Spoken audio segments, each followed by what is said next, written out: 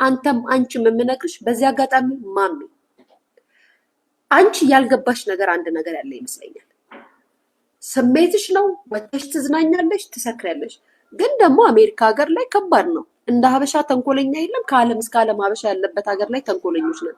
እየሰከርሽ እየጨውሽ እያለቀሽ የልጆች ድምፅ እየተሰማ ስትለፈለፊ በኋላ እሷ እየሰከረች ልጇን የምታሳድግ እናት ናት ብለው ሌላ ነገር ፈጥረውብሽ ልጆችን እንዳይወስዱብሽ እኔ ምፈራልሽ እሱ ነው። ጌታ ምስክሬ፣ እኔ ምፈራልሽ ይሄንን ነገር ነው ማሚ። ሁልጊዜ በጠጣሽ ቁጥር ትጨፍሪያለሽ። ጭፍ ደስታ ነው። ኢትስ ኦኬ። የምታለቅሻትን ነገር አቁሚ።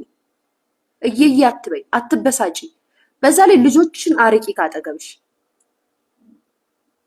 እንደ ቀልድ ሚዲያ ላይ ወጥቶ ሁሉም ይንቦጫረቃል፣ እንደዚህ ይላል፣ ሁሉም የራሱን ሀሳብ ይሰጣል። ዛሬም የሆነ ሀሳብ ትሰሚያለሽ፣ ትመጫለሽ፣ ሀሳብ ትሰጫለሽ። ነገም የሆነ ነገር ይፈጠራል። ነገም ከዛ በጮሽ ቁጥር ጠረጴዛ ላይ ወጥተሽ ስትጨፈሪ ስትስቂ አንቺ ደስታሽ ሊሆን ይችላል።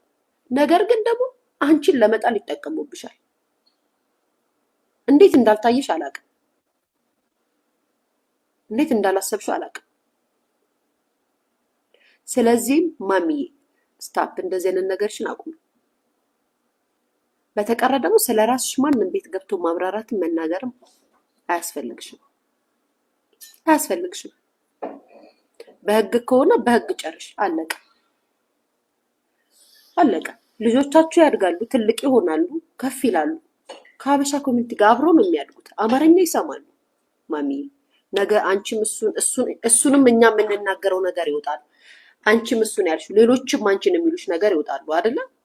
ይሄ በልጅ በኩል ልጅህን አልረዳህም፣ ልጅህን እንደዚህ አላደረክም የሚባለው ነገር ሀላል ይቀመጥባቸዋል። ስለዚህ ከዚህ በኋላ በቃ ማለት አይኑ እኔ ፔንሽን አውቀዋለሁ፣ ህመምሽን አውቀዋለሁ። በጣም ነው የምታሳዝኝ። ለእኔ ጀግና እናት ነሽ፣ ሁሌ ነው የምለው።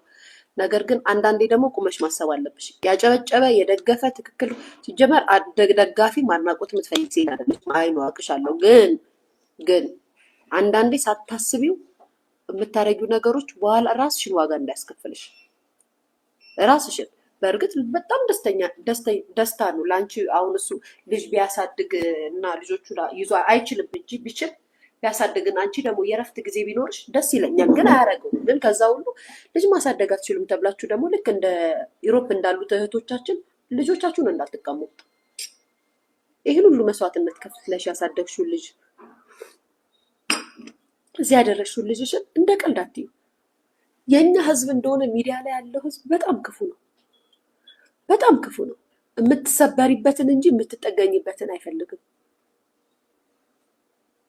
የምትጎጂበትን እንጂ የምትደኝበትን ማንም አያመጣም።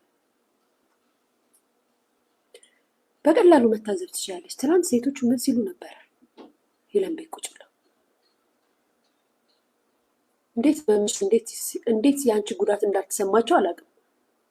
መተሽ ማልቀስሽ መናገርሽን እንደ ትልቅ ነገር አይተው ነገ እነዚህ ሰዎች ጉድጓድ ላለመቆፈራቸው ምን እርግጠኛ ነሽ?